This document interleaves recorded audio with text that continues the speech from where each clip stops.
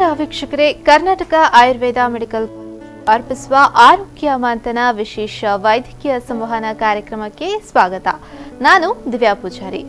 ನಮ್ಮ ಇಷ್ಟು ಸಂಚಿಕೆಗಳ ಕಾಲ ಆಯುರ್ವೇದದಲ್ಲಿರುವಂತಹ ಸಾಕಷ್ಟು ಔಷಧಿಗಳ ಕುರಿತು ನಾವು ತಿಳ್ಕೊಂಡಿದ್ದೇವೆ. ಆಯುರ್ವೇದ ಅಂತ ಹೇಳಿದ್ರೆ ಕೇವಲ ಗಿಡಮೂಲಿಕೆಗಳನ್ನ ಬಳಸಿಕೊಂಡು ಕೊಡುವಂತಹ ಒಂದು ಔಷಧಿ ಪದ್ಧತಿ ಅಂತ ನೀವೆಲ್ಲರೂ ಕೂಡ ತಿಳ್ಕೊಂಡಿದ್ದೇವೆ.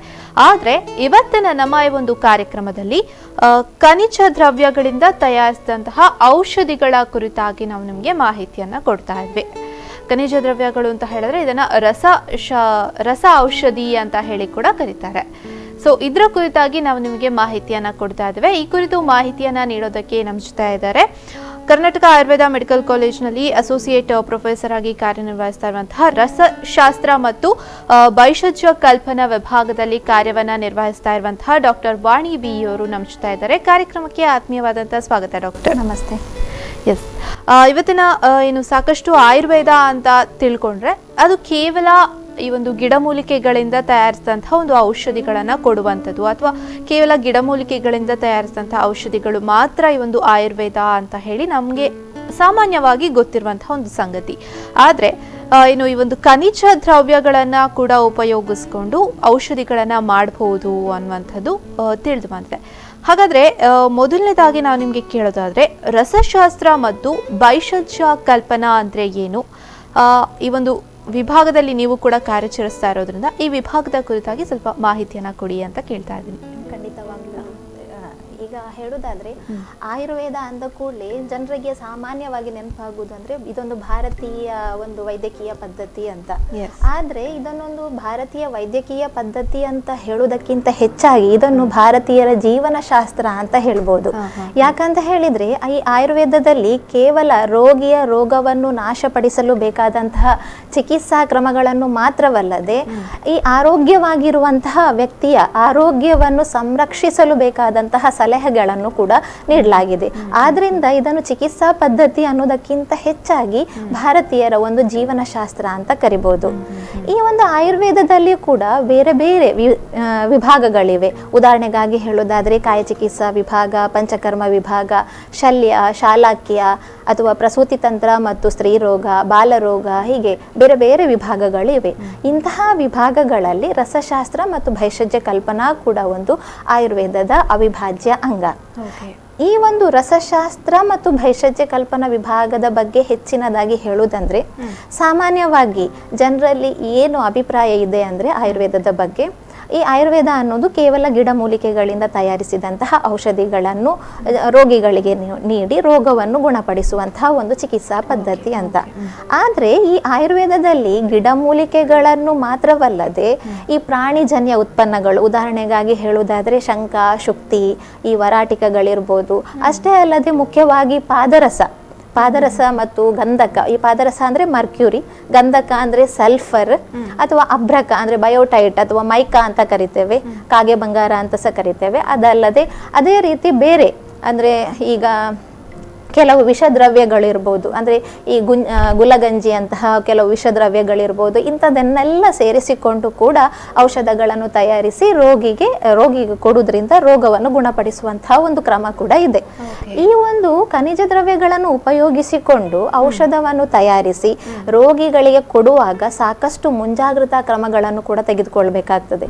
ಒಂದು ವೇಳೆ ಈ ಮುಂಜಾಗ್ರತಾ ಕ್ರಮಗಳನ್ನು ತೆಗೆದುಕೊಳ್ಳದೆ, ಅಂದ್ರೆ ಸರಿಯಾದ ರೀತಿಯಲ್ಲಿ ಔಷಧವನ್ನು ತಯಾರಿಸದೆ ಮುಂಜಾಗ್ರತಾ ಕ್ರಮಗಳನ್ನು ತೆಗೆದುಕೊಳ್ಳದೆ ಈ ಔಷಧಿಗಳನ್ನು ರೋಗಿಗಳಿಗೆ ನೀಡುವುದರಿಂದ ಸಾಕಷ್ಟು ದುಷ್ಪರಿಣಾಮಗಳು ಕೂಡ ಬೀರುವ ಸಾಧ್ಯತೆಗಳು ಇವೆ. ಇಂತಹ ಎಲ್ಲಾ ವಿಷಯಗಳು ಇನ್ನು ಪ್ರತಿಯೊಬ್ಬ ಆಯುರ್ವೇದ ವೈದ್ಯನಿಗೆ ತಿಳಿದಿರುವ ಅಗತ್ಯತೆ ಇದೆ. ಈ ಎಲ್ಲಾ ವಿಷಯಗಳ ಬಗ್ಗೆ ಜ್ಞಾನವನ್ನು ಅಂದ್ರೆ ಆ ವಿಷಯಗಳ ಬಗ್ಗೆ ತಿಳಿಸಿಕೊಡುವಂತಹ ವಿಭಾಗವೇ ರಸಶಾಸ್ತ್ರ ಮತ್ತು ಭೈಷಜ್ಯ ಕಲ್ಪನಾ ವಿಭಾಗ. ಓಕೆ, ಅಂತ ಹೇಳಿದ್ರೆ ಒಂದು ಖನಿಜ ದ್ರವ್ಯಗಳು ಏನಿದೆ ಅದನ್ನ ಬಳಸ್ಕೊಂಡು ಮಾಡುವಂತಹ ಒಂದು ಔಷಧಿ ಪದ್ಧತಿಗಳು, ಅಂದ್ರೆ ಇದರಿಂದ ಸಿಗುವಂತಹ ಒಂದು ಭಸ್ಮದ ಮೂಲಕ ಸಿಗುವಂತಹ ಇದನ್ನ ರೋಗಿಗಳಿಗೆ ಕೊಡೋದು ಅಂತ ಹೇಳ್ಬೋದು. ಓಕೆ, ನೆಕ್ಸ್ಟ್ ಅಂದ್ರೆ ಈ ಒಂದು ರಸಶಾಸ್ತ್ರ ಮತ್ತು ಭೈಷಜ್ಯ ಕಲ್ಪನಾ ಅಂದ್ರೆ ಏನು ಅಂತ ತಿಳಿಸ್ಕೊಟ್ರಿ, ಇದರಿಂದ ಯಾವ ರೀತಿ ಔಷಧಗಳನ್ನ ತಯಾರಿಸೋದು ಅಂತ ತಿಳಿಸ್ಕೊಟ್ರಿ. ಇದರ ಒಂದು ವ್ಯಾಪ್ತಿ ಎಷ್ಟಿದೆ ಅಂತ ತಿಳಿಸ್ಕೊಡಿ ಮ್ಯಾಮ್. ಈ ರಸಶಾಸ್ತ್ರ ಮತ್ತು ಭೈಷಜ್ಯ ಕಲ್ಪನಾ ವಿಭಾಗದ ವ್ಯಾಪ್ತಿಯ ಬಗ್ಗೆ ಹೇಳುವುದಾದ್ರೆ ಈ ರಸಶಾಸ್ತ್ರ ಹಿಂದಿನ ಕಾಲದಿಂದಲೂ ಅಂದ್ರೆ ಅನಾದಿ ಕಾಲದಿಂದಲೂ ಆಯುರ್ವೇದದ ಒಂದು ಅವಿಭಾಜ್ಯ ಅಂಗವಾಗಿ ಆಯುರ್ವೇದದಲ್ಲಿ ಹಾಸುಹೊಕ್ಕಾಗಿ ಹೋಗಿತ್ತು. ಆದರೆ ಸರಿಸುಮಾರು ಕ್ರಿಸ್ತಶಕ 8ನೇ ಶತಮಾನದ ಸಮಯದಲ್ಲಿ ಈ ರಸಶಾಸ್ತ್ರದ ರಸ ಔಷಧಿಗಳನ್ನಾಗಲಿ ಅಥವಾ ರಸಶಾಸ್ತ್ರ ಮತ್ತು ಭೈಷಜ್ಯ ಕಲ್ಪನದ ಉಪಯೋಗದಲ್ಲಿ ಹೇಗೆ ಅಂತ ಹೇಳಿದರೆ ಒಂದು ಮೋಕ್ಷದ ಅಂದರೆ ನಮಗೆ ಗೊತ್ತಿರುವ ಹಾಗೆ ಧರ್ಮ, ಅರ್ಥ, ಕಾಮ ಮತ್ತು ಮೋಕ್ಷ ಇವು ಜೀವನದ ಮೂಲ ಉದ್ದೇಶಗಳು. ಈಗಿನ ಕಾಲದಲ್ಲಿ ಮೋಕ್ಷ ಸಾಧನೆಗೆ ಹೆಚ್ಚಿನ ಒಂದು ಇಂಪಾರ್ಟೆನ್ಸ್ ಇಲ್ಲದೆ ಹೋದರೂ ಕೂಡ ಹಿಂದಿನ ಕಾಲದಲ್ಲಿ ಅಂದರೆ 8ನೇ ಶತಮಾನದ ಸಂದರ್ಭದಲ್ಲಿ ಜೀವನ್ಮುಕ್ತಿ ಅಥವಾ ಮೋಕ್ಷವನ್ನು ಪಡೆಯುವುದಕ್ಕಾಗಿ ಈ ರಸ ಔಷಧಿಗಳು ಉಪಯೋಗಕ್ಕೆ ಬರ್ತಾ ಇತ್ತು. ಆದರೆ ಕಾಲಕ್ರಮೇಣ ಅಂದರೆ ಈಗಿನ ಕಾಲದಲ್ಲಿ ಈ ರಸ ಔಷಧಿಗಳ ಉಪಯೋಗವು ಶೇಕಡಾ 85-90% ಇದರ ಉಪಯೋಗವು ಚಿಕಿತ್ಸೆಗೆ ಮಾತ್ರ ಸೀಮಿತವಾಗಿ ಉಳಿದಿದೆ. ಆದರೂ ಕೂಡ ಅಲ್ಲಿ ಇಲ್ಲಿ ಒಂದು 10-15% ಈ ಒಂದು ರಸಶಾಸ್ತ್ರದ ಉಪಯೋಗ ಅಂದರೆ ಜೀವನ್ಮುಕ್ತಿ ಅಥವಾ ಸಿದ್ಧಿಯನ್ನು ಪಡೆಯುವುದಕ್ಕೋಸ್ಕರ ಬೇರೆ ಬೇರೆ ಕಡೆಯಲ್ಲಿ ಈ ಸಾಧುಗಳು ಅಥವಾ ಸಂತರು ಅಂದರೆ ಉದಾಹರಣೆಗಾಗಿ ಹಿಮಾಲಯದಲ್ಲಿರುವಂತಹ ನಾಗಾ ಸಾಧುಗಳಿರ್ಬೋದು, ಬೇರೆ ಸಾಧುಗಳು ಇದನ್ನು ಜೀವನ್ಮುಕ್ತಿಗೋಸ್ಕರ ಉಪಯೋಗ ಮಾಡ್ಕೊಳ್ತಾ ಇದ್ದಾರೆ. ಓಕೆ, ಅಂತ ಹೇಳಿದ್ರೆ 8ನೇ ಶತಮಾನದಿಂದ ಕೂಡ ಇದು ನಡ್ಕೊಂಡು ಬಂದ 8ನೇ ಶತಮಾನಕ್ಕಿಂತ ಮೊದಲೇ ಇದರ ಉಪಯೋಗ ಇತ್ತು. ಆದ್ರೆ 8ನೇ ಶತಮಾನದ ನಂತರ ಅಂದ್ರೆ ಅವಧಿಯಲ್ಲಿ ಈ ಚಿಕಿತ್ಸೆಗಿಂತಲೂ ಜಾಸ್ತಿಯಾಗಿ ಅಂದ್ರೆ ಸ್ಥಿರವಾದ ದೇಹವನ್ನು ಪಡೆಯುವುದಕ್ಕೋಸ್ಕರ ಇದರ ಉಪಯೋಗ ಮೋಕ್ಷದ ಒಂದು ಹಾದಿಯಲ್ಲಿ ನಡೀತಾ ಇತ್ತು. ಓಕೆ, ಎಸ್ ಮ್ಯಾಮ್, ಇನ್ನಷ್ಟು ಈ ಒಂದು ಖನಿಜ ದ್ರವ್ಯಗಳಿಂದ ಯಾವ ರೀತಿಯಾಗಿ ಔಷಧಿಗಳನ್ನೆಲ್ಲ ತಯಾರಿಸ್ತೀರಾ ಅನ್ನೋದನ್ನ ನಿಮ್ಮಿಂದ ಮಾಹಿತಿಯನ್ನು ತಿಳ್ಕೊಳ್ತೀನಿ. ಆದರೆ ಅದಕ್ಕಿಂತ ಮುಂಚೆ ಪುಟ್ಟದೊಂದು ವಿರಾಮ.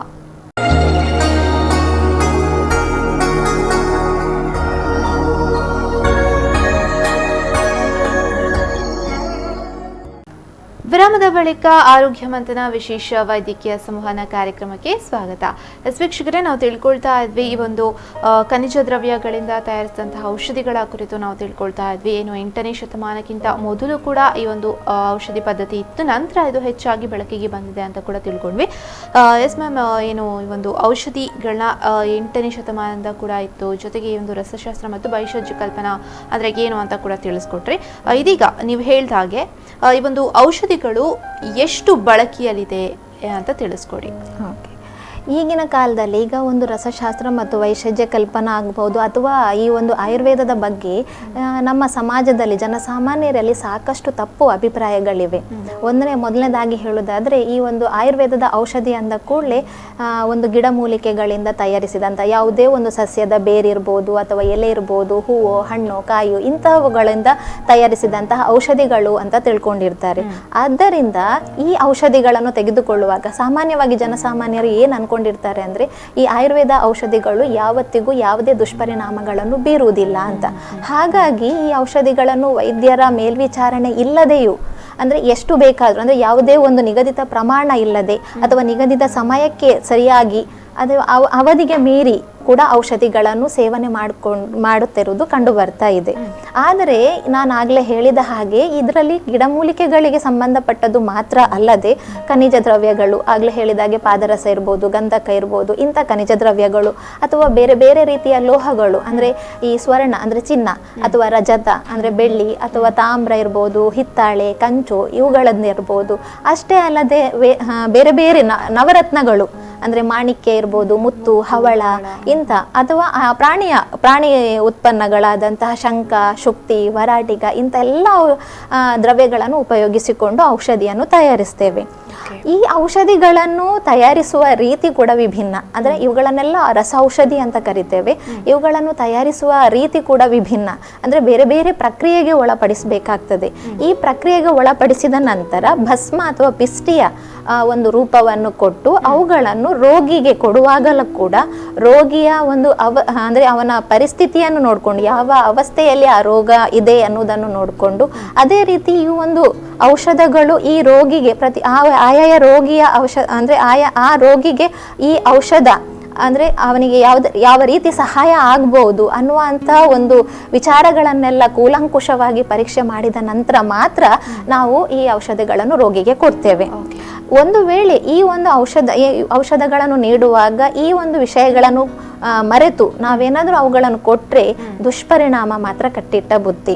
ಇಲ್ಲದಿದ್ರೆ ಈ ಔಷಧಗಳನ್ನು ಯಾವತ್ತಿಗೂ ಕೂಡ ವೈದ್ಯರ ಮೇಲ್ವಿಚಾರಣೆಯಲ್ಲಿ ಸರಿಯಾದ ಅನುಪಾನ ಅಂದರೆ ನಾವು ಅದನ್ನು ವೆಹಿಕಲ್ ಅಥವಾ ಆಫ್ಟರ್ ಡ್ರಿಂಕ್ ಅಂತ ಕರಿತೇವೆ. ಅಂದರೆ ಕೆಲವೊಂದು ಔಷಧಿಗಳನ್ನು ನೀರಿನಲ್ಲಿ ತಗೊಳ್ಳೋದು ಅಥವಾ ಕೆಲವೊಂದನ್ನು ಹಾಲಿನಲ್ಲಿ ತಗೊಳ್ಳೋದು, ಹೀಗೆ ಅದಕ್ಕೆ ಪ್ರತಿಯೊಂದು ಔಷಧಿಗೂ ಅದರದ್ದೇ ಆದ ಅನುಪಾನಗಳಿವೆ. ಅದರ ಜೊತೆಗೆ ನಿಗದಿತ ಒಂದು ಪ್ರಮಾಣದಲ್ಲಿ ಕೊಡ್ಬೇಕು, ಅಂದ್ರೆ ಡೋಸೇಜ್ ಅಂತ ಹೇಳ್ತೇವೆ, ಹೆಚ್ಚು ಕಮ್ಮಿ ಆಗಬಾರ್ದು.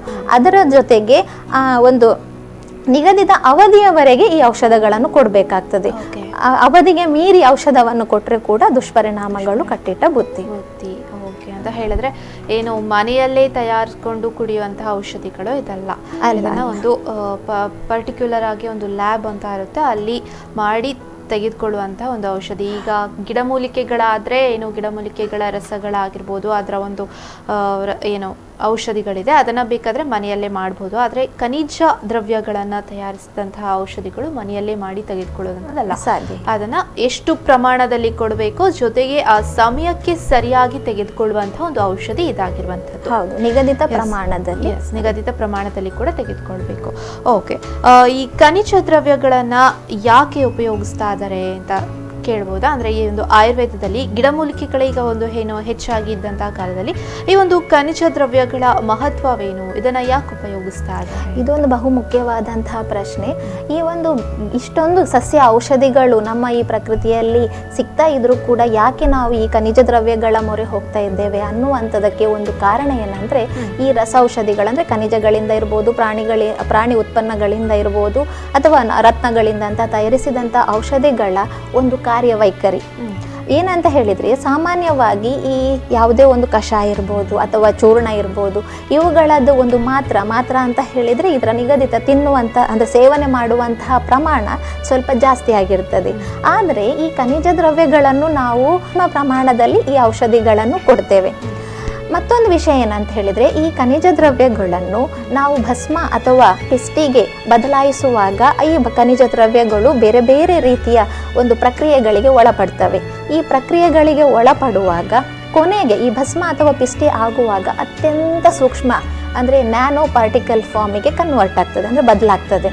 ಈ ನ್ಯಾನೋ ಪಾರ್ಟಿಕಲ್ ಫಾರ್ಮಿಗೆ ಕನ್ವರ್ಟ್ ಆದಂತಹ ಭಸ್ಮಗಳ ಒಂದು ಉಪಯೋಗ ಯಾಕೆ ಆಗ್ತಾ ಇದೆ ಅಂದರೆ, ನ್ಯಾನೋ ಪಾರ್ಟಿಕಲ್ ಅಂದರೆ ಅತ್ಯಂತ ಸೂಕ್ಷ್ಮ ಕಣ. ಈ ಸೂಕ್ಷ್ಮ ಕಣ ಸೇವನೆ ಅಂದರೆ ಅದರ ಸರಿಯಾದ ಅನುಪಾನದ ಜೊತೆಗೆ ಕೊಟ್ಟರೆ ಯಾವ ಜಾಗಕ್ಕೆ ಹೋಗಿ ಸೇರಬೇಕು ಅಲ್ಲಿಗೆ ಆದಷ್ಟು ಬೇಗ ಹೋಗಿ ಸೇರ್ತದೆ. ಸೇರಿದ ನಂತರ ಈ ನ್ಯಾನೋ ಪಾರ್ಟಿಕಲ್ ಅಂದರೆ ಅತ್ಯಂತ ಸೂಕ್ಷ್ಮವಾಗಿ ಕಣಗಳು ಅತ್ಯಂತ ಸೂಕ್ಷ್ಮ ಆದ ಕೂಡಲೇ ಅದರ ಮೇಲಿರುವ ಸರ್ಫೇಸ್ ಏರಿಯಾ ಜಾಸ್ತಿ ಆಗ್ತದೆ. ಸರ್ಫೇಸ್ ಏರಿಯಾ ಹೆಚ್ಚಾದಂತೆ ದೇಹದ ಒಳಗೆ ಹೀರಿಕೊಳ್ಳುವಂತಹ ಶಕ್ತಿ ಕೂಡ ಜಾಸ್ತಿ ಆಗ್ತದೆ, ಅಂದರೆ ವೇಗವಾಗಿ ಈ ಒಂದು ದೇಹದೊಳಗೆ ಸೇರಿಕೊಳ್ತವೆ. ಆದ್ದರಿಂದ ಆದಷ್ಟು ಬೇಗ ಹೀರಿಕೊಳ್ಳೋದ್ರಿಂದ ಯಾವುದೇ ಒಂದು ರೋಗವನ್ನು ಕೂಡ ಅತ್ಯಂತ ಕ್ಷಿಪ್ರವಾಗಿ ಅಂದರೆ ಅತ್ಯಂತ ವೇಗವಾಗಿ ಗುಣಪಡಿಸುವಂತಹ ಸಾಮರ್ಥ್ಯ ಈ ರಸ ಔಷಧಿಗಳಿಗೆ ಇದೆ. ಹಾಗಾಗಿ ಈ ಸಸ್ಯ ಔಷಧಿಗಳು ಇಷ್ಟೊಂದು ಸಸ್ಯ ಔಷಧಿಗಳು ಲಭ್ಯವಿದ್ರೂ ಕೂಡ ಇವುಗಳ ಜೊತೆಗೆ ನಾವು ಖನಿಜ ದ್ರವ್ಯಗಳ ಭಸ್ಮಗಳನ್ನು ಔಷಧಿಯ ರೂಪದಲ್ಲಿ ಕೊಡ್ತಾ ಬಂದಿರುವಂಥದ್ದು.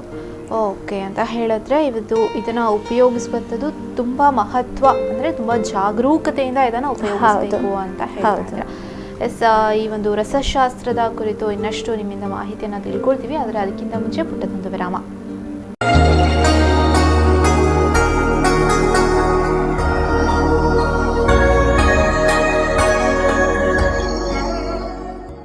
ವಿರಾಮದ ಬಳಿಕ ಆರೋಗ್ಯ ಮಂಥನ ವಿಶೇಷ ವೈದ್ಯಕೀಯ ಸಂವಹನ ಕಾರ್ಯಕ್ರಮಕ್ಕೆ ಸ್ವಾಗತ. ವೀಕ್ಷಕರೇ, ನಾವು ತಿಳ್ಕೊಳ್ತಾ ಇದ್ವಿ ಒಂದು ಖನಿಜ ದ್ರವ್ಯಗಳನ್ನು ಉಪಯೋಗಿಸಿಕೊಂಡು ಮಾಡುವಂತಹ ಒಂದು ಔಷಧಿಗಳ ಕುರಿತು ನಾವು ತಿಳ್ಕೊಳ್ತಾ ಇದ್ವಿ. ಆಯುರ್ವೇದದಲ್ಲಿ ಇದರ ಮಹತ್ವವೇನು, ಎಷ್ಟು ಪ್ರಮಾಣದಲ್ಲಿ ಇದನ್ನು ಕೊಡಬೇಕಾಗುತ್ತೆ, ಜೊತೆಗೆ ಇದು ಎಷ್ಟು ಸೂಕ್ಷ್ಮ ಅಂತ ಕೂಡ ನಾವು ತಿಳ್ಕೊಳ್ತಾ ಇದ್ವಿ. ಮುಂದೆ ನಾನು ಕೇಳೋದಾದ್ರೆ ಡಾಕ್ಟರ್, ಅಂದರೆ ಯಾವ ಒಂದು ಕಾಯಿಲೆಗಳಾಗಿರ್ಬೋದು ಅಥವಾ ಯಾವ ರೋಗಿಗಳಿಗೆ ಒಂದು ರಸ ಔಷಧಗಳನ್ನು ನೀಡಲಾಗುತ್ತೆ ಅನ್ನೋದನ್ನು ತಿಳಿಸ್ಕೊಡಿ. ಸಾಮಾನ್ಯವಾಗಿ ನಾವು ಯಾವುದೇ ಒಂದು ರೋಗಗಳಲ್ಲಿ ಅಂದರೆ ದೀರ್ಘಕಾಲೀನವಾದ ರೋಗಗಳಿರ್ಬೋದು, ದೀರ್ಘಕಾಲೀನ ರೋಗಗಳಿಗೆ ಒಂದು ಉದಾಹರಣೆ ಕೊಡುವಂಥದ್ದಾದರೆ ಈ ಚರ್ಮದ ಕಾಯಿಲೆಗಳು ಸಾಮಾನ್ಯವಾಗಿ ಆದಷ್ಟು ಬೇಗ ಗುಣ ಆಗುವುದಿಲ್ಲ. ಈ ದೀರ್ಘಕಾಲೀನ ಅಂದರೆ ಸುಮಾರು ವರ್ಷಗಳಿಂದ ಅಥವಾ ಸುಮಾರು ಸಮಯದಿಂದ ಈ ಚರ್ಮದ ಕಾಯಿಲೆಗಳು ಇದ್ದಾಗ, ಅಥವಾ ಇನ್ನು ಬೇರೆ ಅಂದರೆ ಒಂದು ಮಾನಸಿಕ ವಿಕಾರಗಳಿರ್ಬೋದು, ದೀರ್ಘಕಾಲೀನವಾದ ಮಾನಸಿಕ ವಿಕಾರಗಳು, ಅದರ ಜೊತೆಗೆ ಬೇರೆ ಅಂದರೆ ಈಗ ಹೇಳುವುದಾದರೆ ಈ ಸ್ಥೌಲ್ಯ ಅಂದರೆ ಅಂದ್ರೆ ಬೊಜ್ಜುತನ ಅಂತಹ ಕಾಯಿಲೆಗಳಿರ್ಬೋದು, ಕೆಮ್ಮು, ಇಂಥ ದೀರ್ಘಕಾಲೀನ ರೋಗಗಳಿಗೆ ಈ ರಸೌಷಧಿಗಳನ್ನು ಸಾಮಾನ್ಯವಾಗಿ ಕೊಡ್ತೇವೆ. ಇಷ್ಟೇ ಅಲ್ಲದೆ ಕೆಲವು ಅಸಾಧ್ಯವಾದ ರೋಗಗಳು ಕೂಡ ಇರ್ತವೆ. ಅಸಾಧ್ಯವಾದ ರೋಗಗಳು ಅಂತ ಹೇಳಿದ್ರೆ ಅವುಗಳನ್ನು ಸಂಪೂರ್ಣವಾಗಿ ಗುಣಪಡಿಸಲು ಆಗದೇ ಇರುವಂಥದ್ದು. ಇಂತಹ ಒಂದು ಕಾಯಿಲೆಗಳಲ್ಲಿ ಕೂಡ ಉದಾಹರಣೆಗಾಗಿ ಹೇಳುವುದಾದ್ರೆ ಕ್ಯಾನ್ಸರ್ನಂತಹ ಕಾಯಿಲೆಗಳು, ಅದು ಸಂಪೂರ್ಣವಾಗಿ ಗುಣ ಆಗದೇ ಇರುವಂತಹ ಕಾಯಿಲೆ ಆಗಿದ್ದಿದ್ರೆ, ಅಥವಾ ಒಂದು ಪ್ರಮೇಹ ಅಂತ ಹೇಳ್ತೇವೆ, ಸಾಮಾನ್ಯವಾಗಿ ಜನರಲ್ಲಿ ಈ ಪ್ರಮೇಹ ಅಂತ ಹೇಳಿದ್ರೆ ಈಗಿನ ಕಾಲದಲ್ಲಿ ಹೇಳುವಂಥ ಮಧುಮೇಹ ಇರ್ಬೋದು. ಆದರೆ ಮಧುಮೇಹ ಒಂದು ಪ್ರಮೇಹದ ಒಂದು ವಿಧ ಅಷ್ಟೇ. ಅಂತಹ ಒಂದು ಕಾಯಿಲೆಗಳಿರ್ಬೋದು. ಇಂತಹ ಒಂದು ಅಸಾಧ್ಯವಾದ ರೋಗಗಳಲ್ಲಿಯೂ ಕೂಡ, ಅಂದರೆ ಗುಣಪಡಿಸಲಾಗದೇ ಇರುವಂತಹ ರೋಗಗಳಲ್ಲಿ ಕೂಡ ಆ ರೋಗಗಳನ್ನು ಹತೋಟಿಯಲ್ಲಿ ಅಥವಾ ನಿಯಂತ್ರಣದಲ್ಲಿ ಇಡಲು, ಅದರ ಜೊತೆಗೆ ಆ ರೋಗಿಯ ಜೀವನ ಮೌಲ್ಯವನ್ನು ವರ್ಧಿಸಲು ಕೂಡ ಈ ಒಂದು ರಸ ಔಷಧಿಗಳು ಸಹಕಾರಿಯಾಗ್ತದೆ. ಓಕೆ ಅಂತ ಹೇಳಿದ್ರೆ ಯಾವ ರೋಗಗಳಿಗೂ ಕೂಡ ಇದನ್ನ ಕೊಡಬಹುದು ಅಂತ ಹೇಳ್ತಾ ಇದ್ದೀರಾ? ಅಂದ್ರೆ ಚರ್ಮ ರೋಗಗಳಿಗೆ ಹೆಚ್ಚಾಗಿ ಇದನ್ನ ಬಳಸ್ತಾರೆ. ಹೆಚ್ಚಾಗಿ ಅಂತಲ್ಲ, ಚರ್ಮ ರೋಗಗಳು ಅಥವಾ ದೀರ್ಘಕಾಲೀನ ಬೇರೆ, ಈಗ ಗಂಟು ನೋವಿರ್ಬೋದು, ವಾತಕ್ಕೆ ಸಂಬಂಧಪಟ್ಟಂತಹ ರೋಗಗಳಿರ್ಬೋದು, ಅವುಗಳು ಅಂದ್ರೆ ತುಂಬಾ ಸಮಯದಿಂದ ಬಳಲ್ತಿರುವ ರೋಗಿಗಳಲ್ಲಿ ಯಾವುದೇ ಒಂದು ಸಸ್ಯ ಔಷಧಿಗಳಲ್ಲಿ ಗುಣ ಕಾಣದೇ ಇರುವಾಗ ಇಂತಹ ರಸ ಔಷಧಿಗಳನ್ನು ಉಪಯೋಗ ಮಾಡಬಹುದು. ಓಕೆ, ಇವಾಗ ಏನು ಅಂತ ಹೇಳಿದ್ರೆ, ಈ ಒಂದು ಖನಿಜ ದ್ರವ್ಯಗಳು ಅಥವಾ ಭಸ್ಮಗಳನ್ನು ತಯಾರಿಸಿ ರೋಗಿಗಳಿಗೆ ನೀಡೋದ್ರಿಂದ ಏನು ಹೆವಿ ಮೆಟಲ್ ಟಾಕ್ಸಿಸಿಟಿ ಅಂತಹ ವಿಚಾರಗಳು ಇವತ್ತಿನ ದಿನಗಳಲ್ಲಿ ಕಂಡು ಬರ್ತಾ ಇದೆ. ಇದರ ಕುರಿತು ನೀವೇನು ಹೇಳ್ತೀರಾ, ನಿಮ್ಮ ಅಭಿಪ್ರಾಯ? ಈ ಒಂದು ಸಮಾಜದಲ್ಲಿ ಈ ಆಯುರ್ವೇದದ ಬಗ್ಗೆ ಸಾಕಷ್ಟು ತಪ್ಪು ಕಲ್ಪನೆಗಳಿವೆ. ಆಗಲೇ ಹೇಳಿದ ಹಾಗೆ ಸಾಕಷ್ಟು ತಪ್ಪು ಕಲ್ಪನೆಗಳಿವೆ, ಅಪಪ್ರಚಾರಗಳು ಆಗಾಗ ನಡೀತಲೇ ಇರ್ತವೆ. ಈ ಒಂದು ಹೆವಿ ಮೆಟಲ್ ಟಾಕ್ಸಿಸಿಟಿಯ ವಿಷಯಗಳು ಕೂಡ ಈಗಿನ ಸಮಾಜದಲ್ಲಿ, ಅದು ಬೇರೆ ಬೇರೆ ಮಾಧ್ಯಮಗಳಲ್ಲಿ ಕೂಡ ಬಹಳಷ್ಟು ಚರ್ಚೆಗೆ ಗ್ರಾಸವಾಗ್ತಾ ಇದೆ. ಈ ಒಂದು ಹೆವಿ ಮೆಟಲ್ ಟಾಕ್ಸಿಸಿಟಿಯ ಬಗ್ಗೆ ಮಾತನಾಡೋದಾದರೆ, ಸಾಮಾನ್ಯವಾಗಿ ನಾನಾಗಲೇ ಹೇಳಿದಾಗೆ ರಸಶಾಸ್ತ್ರದಲ್ಲಿ ಪಾದರಸ, ಮುಖ್ಯವಾಗಿ ಪಾದರಸ, ಅದರ ಜೊತೆಗೆ ಅಂದರೆ ಗಂಧಕ ಅಂದರೆ ಸಲ್ಫರ್ ಅಥವಾ ಬೇರೆ ರೀತಿಯ ಒಂದು ಖನಿಜ ದ್ರವ್ಯಗಳನ್ನು ಉಪಯೋಗಿಸಿಕೊಂಡು ಭಸ್ಮ ಅಥವಾ ಪಿಸ್ಟಿಗಳನ್ನು ತಯಾರು ಮಾಡ್ತೇವೆ ಅಂತ. ಈ ಸಾಮಾನ್ಯವಾಗಿ ನೋಡಿದಾಗ ಪಾದರಸ ಅನ್ನೋದೊಂದು ಹೆವಿ ಮೆಟಲ್. ಈ ಹೆವಿ ಮೆಟಲನ್ನು ತೆಗೆದುಕೊಂಡಾಗ ಕಿಡ್ನಿಯ ಸಮಸ್ಯೆಗಳು, ಇಂಥ ಸಮಸ್ಯೆಗಳು ಬರ್ತಾ ಇದ್ದಾವೆ ಅಂತ ಹೇಳಿದರೆ, ಕೆಲವರು ಏನು ಮಾಡ್ತಿದ್ದಾರೆ, ಈ ಆಯುರ್ವೇದ ಔಷಧಗಳಿಂದಲೇ ಈ ಒಂದು ಕಿಡ್ನಿ ಡ್ಯಾಮೇಜ್ನಂತಹ ಸಮಸ್ಯೆಗಳು ಬರ್ತಾ ಇದೆ ಅನ್ನೋದನ್ನು ಅಪಪ್ರಚಾರ ಮಾಡ್ತಾ ಇದ್ದಾರೆ.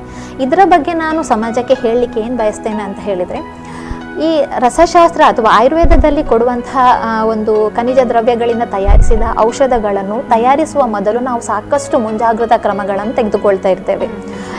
ಹೇಗೆ ಅಂತ ಹೇಳಿದರೆ, ಯಾವುದೇ ಒಂದು ಖನಿಜವನ್ನಾಗಲಿ ಯಾವುದೇ ಒಂದು ಔಷಧ ದ್ರವ್ಯವನ್ನು ಸಂಗ್ರಹಿಸುವ ರೀತಿ ಕೂಡ ಇರ್ತದೆ. ಶಾಸ್ತ್ರದಲ್ಲಿ ಬೇರೆ ಬೇರೆ ರೀತಿಯ ಸಂಗ್ರಹಣಾ ವಿಧಿಗಳನ್ನು ಕೂಡ ಹೇಳಿದ್ದಾರೆ. ಈ ಸರಿಯಾಗಿ ಸಂಗ್ರಹಣೆ ಮಾಡಿದ ಔಷಧಗಳನ್ನು ತಂದು ಕೂಡಲೇ ನಾವು ಔಷಧವನ್ನು ತಯಾರಿಸುವುದಿಲ್ಲ ಆ ದ್ರವ್ಯಗಳಿಂದ. ಅದಕ್ಕಿಂತ ಮೊದಲು ನಾವು ಅದನ್ನು ಶೋಧನ ಅನ್ನುವಂತಹ ಪ್ರಕ್ರಿಯೆಗೆ ಒಳಪಡಿಸ್ತೇವೆ. ಅಂದರೆ ಶೋಧನ ಅಂತ ಹೇಳಿದರೆ ಇಲ್ಲಿ ಸ್ವಚ್ಛಗೊಳಿಸುವುದು ಅಥವಾ ಪ್ಯೂರಿಫಿಕೇಶನ್ ಅಂತ. ಪ್ಯೂರಿಫಿಕೇಶನ್ ಅಂತ ಹೇಳಿದರೆ ಕೇವಲ ನೀರಿನಲ್ಲಿ ತೊಳೆಯುವಂಥದ್ದಲ್ಲ, ಅದಕ್ಕೆ ಅದರದ್ದೇ ಆದ ಸಾವಿರ ಪ್ರಕ್ರಿಯೆಗಳಿವೆ. ಆ ಒಂದು ಶೋಧನಕ್ಕೆ ಒಳಪಡಿಸಿದ ನಂತರ ಆ ದ್ರವ್ಯಗಳನ್ನು ಮಾರಣ ಅಂದರೆ ಭಸ್ಮೀಕರಣ ಅನ್ನುವ ಒಂದು ಪ್ರಕ್ರಿಯೆಗೆ ಒಳಪಡಿಸ್ತೇವೆ. ಈ ಭಸ್ಮೀಕರಣ ಪ್ರಕ್ರಿಯೆಗೆ ಒಳಪಡಿಸುವಾಗ ಈ ಶೋಧಿತ ದ್ರವ್ಯಗಳನ್ನು ಬೇರೆ ಬೇರೆ ಗಿಡಮೂಲಿಕೆಗಳೊಂದಿಗೆ ಸೇರಿಸಿ ಅದನ್ನು ಅಂದರೆ ಅದರೊಟ್ಟಿಗೆ ಸಂಯೋಗ ಮಾಡಿ ನಂತರ ನಿಗದಿತ ಪ್ರಮಾಣದಲ್ಲಿ ನಿಯಮಿತವಾಗಿ ಒಂದು ಉಷ್ಣತೆಯನ್ನು ಹೀಗೊಟ್ಟು ಅಗ್ನಿಯನ್ನು ಕೊಟ್ಟು ಭಸ್ಮದ ರೂಪಕ್ಕೆ ನಾವು ಅದನ್ನು ಬದಲಾವಣೆ ಮಾಡ್ತೇವೆ. ಈ ರೀತಿ ಬದಲಾದಂತಹ ಭಸ್ಮ ರೂಪಕ್ಕೆ ಬದಲಾದಂತಹ ಈ ಖನಿಜ ದ್ರವ್ಯಗಳನ್ನು ಕೂಡಲೇ ನಾವು ರೋಗಿಗೆ ಕೊಡುವುದಿಲ್ಲ. ಇದನ್ನು ಅಂದರೆ ನಮ್ಮ ಶಾಸ್ತ್ರದಲ್ಲಿ ಹೇಳುವಂತಹ ಬೇರೆ ಬೇರೆ ರೀತಿಯ ಪರೀಕ್ಷೆಗೆ ಒಳಪಡಿಸಿ ಅದು ಆ ಒಂದು ಔಷಧಿ ತಯಾರಿಸಿದಂಥ ಔಷಧಿ ರೋಗಿಯ ರೋಗವನ್ನು ಅಂದರೆ ನಾಶ ಮಾಡಲು ಒಂದು ಅರ್ಹವಾಗಿದೆಯೋ ಇಲ್ವೋ ಅಂತ ನೋಡ್ತೇವೆ. ಅಷ್ಟೇ ಅಲ್ಲದೆ ಕೇವಲ ಶಾಸ್ತ್ರದಲ್ಲಿ ಹೇಳಿರುವಂತಹ ಪರೀಕ್ಷೆಗಳಿಗೆ ಮಾತ್ರ ಅಲ್ಲದೆ ಈಗಿನ ಆಧುನಿಕ ಯುಗದಲ್ಲಿ ಇರುವಂತಹ ಕೆಲವು ಹೊಸ ಹೊಸ ಆವಿಷ್ಕಾರಗಳಾಗಿರುವಂತಹ ಬೇರೆ ಬೇರೆ ಪರೀಕ್ಷೆಗಳಿರ್ಬೋದು, ಅವುಗಳಿಗೆ ಕೂಡ ಒಳಪಡಿಸಿ ಆ ಒಂದು ಈ ಔಷಧಿಯು ರೋಗಿಗೆ ಕೊಡಲು ಅರ್ಹವಾಗಿದೆ ಅನ್ನೋದನ್ನು ನಾವು ತಿಳ್ಕೊಂಡ ಮೇಲೆ ಮಾತ್ರ ಅದನ್ನು ನಾವು ರೋಗಿಗೆ ಕೊಡ್ತೇವೆ. ಈ ರೀತಿಯಿಂದ ಮಾಡುವುದರಿಂದಾಗಿ ಹೆವಿ ಮೆಟಲ್ ಟಾಕ್ಸಿಸಿಟಿ ಅಂತ ವಿಷಯಗಳು ಆಯುರ್ವೇದದ ಔಷಧಿಗಳಿಂದ ಬರಲಿಕ್ಕೆ ಸಾಧ್ಯವಿಲ್ಲ. ಆದರೆ ಇನ್ನೊಂದು ವಿಷಯ ಹೇಳೋದಂದರೆ, ಕೆಲವೊಂದು ಕಡೆಗೆ ಈ ಹೆವಿ ಮೆಟಲ್ ಟಾಕ್ಸಿಸಿಟಿ ಅಂತ ವಿಷಯಗಳು ಬಂದಿರಲೂಬಹುದು. ಯಾಕಂತ ಹೇಳಿ ಇದಕ್ಕೆ ಕಾರಣ ಏನಂತ ಹೇಳಿದ್ರೆ ಈಗಿನ ಒಂದು ಆಧುನಿಕ ಯುಗ ಹೇಗೆ ಅಂದ್ರೆ ಧಾವಂತದ ಯುಗ, ಎಲ್ಲರಿಗೂ ಬೇಗ ಬೇಗ ಎಲ್ಲವನ್ನು ಮುಗಿಸಬೇಕು ಅಂತ ಒಂದು ವಿಷಯಗಳಿರ್ತದೆ, ರೋಗಗಳು ಬಂದರೂ ಕೂಡ ಬೇಗ ಗುಣಪಡಿಸಬೇಕು ಅಂತ. ಇಂತಹ ಒಂದು ಧಾವಂತದ ಯುಗದಲ್ಲಿ ಈ ಔಷಧಿಗಳ ಒಂದು ಏನು ಹೇಳ್ತೇವೆ, ಔಷಧಿಗಳನ್ನು ಕೂಡ ಬೇಕಾದಷ್ಟು ನಾವು ಆಗಾಗ ತಯಾರು ಮಾಡ್ಕೊಳ್ಬೇಕಾಗಿರ್ತದೆ. ಹಿಂದಿನ ಕಾಲದಲ್ಲಿ ಏನಾಗ್ತಿತ್ತು ಅಂದರೆ ಪ್ರತಿಯೊಬ್ಬ ವೈದ್ಯನು ಅವನ ರೋಗಿಗಳಿಗೆ ಅಗತ್ಯವಾದಂತಹ ಔಷಧಗಳನ್ನು ತಾನೇ ಸ್ವಂತವಾಗಿ ತಯಾರಿ ಮಾಡ್ಕೊಳ್ತಿದ್ದ. ಆದರೆ ಇಂದಿನ ದಿನದಲ್ಲಿ ಹಾಗೆ ಆಗ್ತಾ ಇಲ್ಲ. ಪ್ರತಿಯೊಬ್ಬ ಆಯುರ್ವೇದ ವೈದ್ಯನು ಕೂಡ ತನ್ನ ರೋಗಿಗೆ ಔಷಧಿಗಳನ್ನು ತಯಾರು ಮಾಡ್ಕೊಳ್ಳಿಕ್ಕೆ ಆಗದೆ ನಾವು ಬೇರೆ ಬೇರೆ ಔಷಧ ಕಂಪನಿಗಳ ಮೇಲೆ ಅವಲಂಬಿತರಾಗಿದ್ದೇವೆ. ಆ ಒಂದು ಔಷಧ ಕಂಪನಿಗಳಿಂದ ತರಿಸುವಂತಹ ಔಷಧಗಳು ಅದು ಯಾವ ರೀತಿ ಅಂದರೆ ಕೆಲವು ಎಲ್ಲ ಕಂಪನಿಗಳು ಅಂತ ಹೇಳೋದಿಲ್ಲ, ಕೆಲವು ಔಷಧ ಕಂಪನಿಗಳಲ್ಲಿ ತಯಾರಿಕೆಯಲ್ಲಿ ಏನಾದರೂ ಲೋಪವಾಗಿ ಯಾರದೋ ಒಂದು ಕಣ್ಣು ತಪ್ಪಿನಿಂದ ಅಥವಾ ಕೈ ತಪ್ಪಿನಿಂದ ಏನೋ ಒಂದು ಸಮಸ್ಯೆ ಉಂಟಾಗಿ ಅಂತಹ ಔಷಧಗಳನ್ನು ರೋಗಿಗೆ ಕೊಟ್ಟು ಹೆವಿ ಮೆಟಲ್ ಟಾಕ್ಸಿಸಿಟಿ ಅಂತ ವಿಷಯಗಳು ಬಂದಿರಲೂಬಹುದು. ಆದರೆ ಯಾರದೋ ಒಬ್ಬನ ತಪ್ಪಿನಿಂದಾಗಿ ಇಡೀ ಆಯುರ್ವೇದ ಸಮಾಜವನ್ನು ದೂಷಣೆ ಆಗ್ತಾ ಇರೋದು ಮಾತ್ರ ಖೇದಕರ ವಿಷಯ ಅಂತ ತಿಳಿಸ್ತಾ ಇದ್ದೇನೆ. ಎಸ್, ನೀವು ಇಷ್ಟೊತ್ತು ಏನು ಈ ಒಂದು ರಸಶಾಸ್ತ್ರದ ಕುರಿತು ಏನು ಹೇಳಿದ್ರೆ ಇದನ್ನ ಮಕ್ಕಳಲ್ಲಿ ಕೂಡ ನಾವು ಏನು ಬಳಸಬಹುದಾ, ಮಕ್ಕಳಿಗೂ ಕೂಡ ಕೊಡಬಹುದಾ? ಖಂಡಿತವಾಗಿ ಇದನ್ನು ಅಂದರೆ ಎಲ್ಲ ರಸ ಔಷಧಿಗಳು ಅಂತ ಅಲ್ಲ, ಆದರೂ ಕೆಲವೊಂದು ರಸ ಔಷಧಿಗಳನ್ನು ಸಾಮಾನ್ಯವಾಗಿ ಮಕ್ಕಳಲ್ಲಿ ಕೂಡ ಕೊಡ್ಬೋದು. ಈಗ ಉದಾಹರಣೆಗಾಗಿ ಹೇಳುವುದಂದರೆ ಸಾಮಾನ್ಯವಾಗಿ ಇತ್ತೀಚಿನ ದಿನದಲ್ಲಿ ಭಾರಿ ಪ್ರಚಾರದಲ್ಲಿರುವಂಥ ಒಂದು ಸ್ವರ್ಣಪ್ರಾಶನ ಸಂಸ್ಕಾರ ಅಂತ. ಈ ಸ್ವರ್ಣಪ್ರಾಶನ ಸಂಸ್ಕಾರದಲ್ಲಿ ಏನು ಮಾಡ್ತೇವೆ ಅಂದರೆ ಈ ಸ್ವರ್ಣ ಭಸ್ಮ ಅಂದರೆ ಚಿನ್ನದಿಂದ ತಯಾರಿಸಿದಂಥ ಭಸ್ಮವನ್ನು ಅತ್ಯಂತ ಸೂಕ್ಷ್ಮ ಪ್ರಮಾಣದಲ್ಲಿ ಜೇನುತುಪ್ಪ ಅಥವಾ ತುಪ್ಪ ಅಥವಾ ಬೇರೆ ಗಿಡಮೂಲಿಕೆಯ ಔಷಧಗಳ ಜೊತೆಗೆ ಸಂಯೋಗ ಮಾಡಿ ಮಕ್ಕಳಿಗೆ ಕೊಡುವಂಥದ್ದು. ಈ ಸ್ವರ್ಣಪ್ರಾಶನ ಸಂಸ್ಕಾರ ಅನ್ನೋದು ಭಾರತೀಯರಿಗೆ ಹೊಸತೇನಲ್ಲ. ಯಾಕಂದರೆ ಹಿಂದಿನ ಕಾಲದಲ್ಲಿ ನಮ್ಮ ಹಿರಿಯರು ಪ್ರತಿಯೊಂದು ಮನೆಯಲ್ಲಿಯೂ ತಮ್ಮ ಮನೆಯ ಮಕ್ಕಳಿಗೋಸ್ಕರ ಈ ಒಂದು ಸ್ವರ್ಣಪ್ರಾಶನ ಸಂಸ್ಕಾರವನ್ನು ನಡೆಸ್ತಾ ಬರ್ತಾ ಇದ್ರು. ಆದರೆ ಇಂದಿನ ಆಧುನಿಕ ಯುಗದಲ್ಲಿ ಈ ಸಂಸ್ಕಾರಗಳು ಮನೆಯಲ್ಲಿ ಮೂಲೆ ಗುಂಪಾಗಿ ಇವತ್ತಿನ ದಿನ ಸ್ವರ್ಣಪ್ರಾಶನ ಸಂಸ್ಕಾರಗಳು ಬೇರೆ ಬೇರೆ ಆಯುರ್ವೇದ ಆಸ್ಪತ್ರೆ ಇರ್ಬೋದು, ಚಿಕಿತ್ಸಾಲಯಗಳಲ್ಲಿ ನಡೀತಾ ಇದೆ. ಈ ಒಂದು ಸ್ವರ್ಣಪ್ರಾಶನ ಸಂಸ್ಕಾರವನ್ನು ಅಂದರೆ 16 ವರ್ಷ ಕೆಳಗಿನ ಮಕ್ಕಳಿಗೆ ನಾವು ನೀಡಬಹುದು. ಓಕೆ, ಎಸ್ ಡಾಕ್ಟರ್, ಹಾಗಾದ್ರೆ ಕೊನೆಯಲ್ಲಿ ಏನು ಹೇಳ್ತೀರಾ ವೀಕ್ಷಕರಿಗೆ ಈ ಒಂದು ರಸಶಾಸ್ತ್ರ ಮತ್ತು ಕರ್ನಾಟಕ ಆಯುರ್ವೇದ ಮೆಡಿಕಲ್ ಕಾಲೇಜ್ನ ಕುರಿತು ಏನು ಹೇಳ್ತೀರಾ? ಈ ಒಂದು ನಾನು ಈಗಲೇ ಹೇಳಿದ ಹಾಗೆ ಸ್ವರ್ಣಪ್ರಾಶನ ಸಂಸ್ಕಾರ ಅನ್ನೋದನ್ನು ನಮ್ಮ ಕರ್ನಾಟಕ ಆಯುರ್ವೇದ ಮೆಡಿಕಲ್ ಕಾಲೇಜು ಮತ್ತು ಆಸ್ಪತ್ರೆಯ ವತಿಯಿಂದ ಕೂಡ ಪ್ರತಿ ತಿಂಗಳ ಪುಷ್ಯ ನಕ್ಷತ್ರದ ದಿನದಂದು ನಾವು ಮಾಡ್ತಾ ಬರ್ತಿದ್ದೇವೆ. ಈ ಮಂಗಳೂರು ಮತ್ತು ಆಸುಪಾಸಿನ ಈ ಜನರು ಈ ಒಂದು ಸಂಸ್ಕಾರದ ಸದುಪಯೋಗವನ್ನು ಪಡೆದುಕೊಳ್ಬೋದು. ಅದೇ ರೀತಿ ನಮ್ಮ ಕರ್ನಾಟಕ ಆಯುರ್ವೇದ ಮೆಡಿಕಲ್ ಕಾಲೇಜು ಮತ್ತು ಆಸ್ಪತ್ರೆಯಲ್ಲಿ ಬೇರೆ ಬೇರೆ ವಿಭಾಗಗಳಲ್ಲಿ ಬೇರೆ ಬೇರೆ ಅಂದರೆ ನುರಿತ ಪರಿಣಿತ ವೈದ್ಯರಿದ್ದಾರೆ. ಈ ಒಂದು ಅಂದರೆ ಮಂಗಳೂರು ಮತ್ತು ಆಸುಪಾಸಿನ ಜನರು ಈ ಒಂದು ಸೌಲಭ್ಯದ ಸದುಪಯೋಗವನ್ನು ಪಡೆದುಕೊಳ್ಬಹುದು. ಅದರ ಜೊತೆಗೆ ಈಗಾಗಲೇ ಹೇಳಿದಂತೆ ಈ ರಸೌಷಧಿಗಳ ಬಗ್ಗೆ ಇರುವಂತಹ ಅಪನಂಬಿಕೆಗಳು ಅಥವಾ ಆಯುರ್ವೇದದ ಬಗ್ಗೆ ಇರುವಂತಹ ಅಪನಂಬಿಕೆಗಳನ್ನೆಲ್ಲ ಬಿಟ್ಟು ಏನೇ ಸಲಹೆಗಳನ್ನು ಬೇಕಾದರೂ ಕೂಡ ನುರಿತ ಅಂತಹ ಆಯುರ್ವೇದ ತಜ್ಞರೊಂದಿಗೆ ಚರ್ಚಿಸಿ ತೆಗೆದುಕೊಳ್ಳಬಹುದು ಅಂತ ನಾನು ಹೇಳಲಿಕ್ಕೆ ಇಷ್ಟಪಡ್ತೇನೆ. ಓಕೆ ಎಸ್ ಡಾಕ್ಟರ್, ಏನು ಇಷ್ಟೊತ್ತು ನಮ್ಮ ಒಂದು ಕಾರ್ಯಕ್ರಮದಲ್ಲಿದ್ದು ಈ ಒಂದು ರಸ ಔಷಧಿಗಳು ಜೊತೆಗೆ ಖನಿಜ ದ್ರವ್ಯಗಳಿಂದ ತಯಾರಿಸಿದಂತಹ ಔಷಧಿಗಳ ಕುರಿತು ಸಾಕಷ್ಟು ಮಾಹಿತಿಯನ್ನು ಕೊಟ್ಟಿದ್ದೀರಿ.